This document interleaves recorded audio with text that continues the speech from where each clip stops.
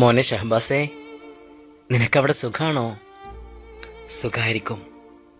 കാരണം ഈ ഭൂമിയിലുള്ള എല്ലാ ആളുകളും നിനക്ക് വേണ്ടി പ്രാർത്ഥിക്കുന്നുണ്ട്.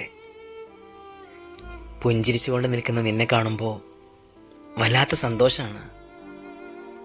നീ പേടിക്കണ്ട, നീയാണ് വിജയിച്ചത്.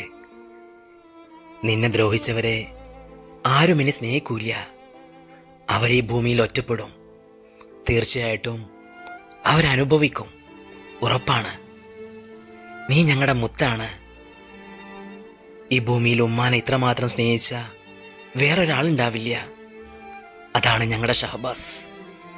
എല്ലാവരും പറഞ്ഞു കേട്ടു, നീ നിന്റെ കൂട്ടുകാരനോട് എപ്പോഴും നിന്റെ ഉമ്മാൻ്റെ കാര്യം പറയാറുണ്ടെന്ന്.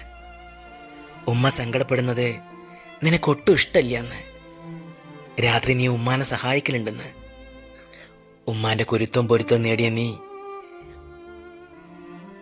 ഒരിക്കലും സങ്കടപ്പെടേണ്ട.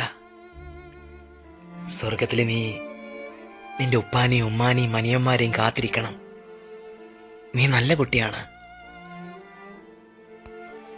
പിന്നെ നിന്റെ പ്രിയപ്പെട്ട ഉമ്മാൻ്റെയും ഉപ്പാൻ്റെയും അനിയന്മാരെയും കാര്യാലോചിച്ച് നീ സങ്കടപ്പെടണ്ട. ഞങ്ങളൊക്കെ അവരെ കൂടെയുണ്ട്.